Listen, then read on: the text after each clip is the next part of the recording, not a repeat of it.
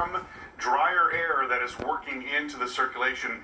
That's going to be an interesting forecast question going forward because the air across much of Texas right now is very dry, and there's also some stronger wind aloft, which you can see in the cloud pattern to the north there, and eventually we think that stronger wind aloft is going to drive some dry air into the circulation. So that could help to keep a lid on the intensity of the storm. Right now it's 65-mile-per-hour storm. Hurricane hunters are out in the storm right now getting a good look at it. We'll get a next advisory from the National Hurricane Center coming up at 10 p.m. Central and 11 p.m.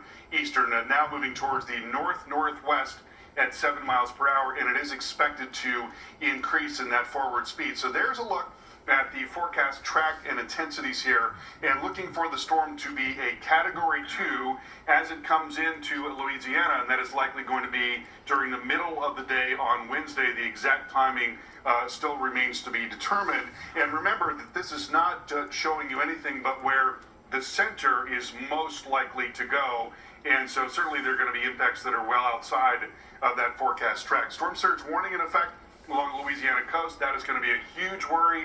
Already we are seeing water level rises along the Texas Gulf Coast, getting up and above 1 foot in some areas, and so 1 to 3 feet is what is expected across most of the Texas Gulf Coast. But then into southern Louisiana, look at that, 5 to 10 feet of storm surge. That's an extremely surge vulnerable section of coastline there in southern Louisiana. So that is going to be a huge worry, along with very heavy rain coming down and strong winds. Hurricane warnings now up just south of Lake Charles and over towards Morgan City as well. So basically along that 90 corridor and southward. And there you see the rainfall forecast, talking about a huge swath of 5 to 8 inches of rain. And so flash flooding will be likely there in parts of Louisiana and also up into Mississippi. Chris, over to you.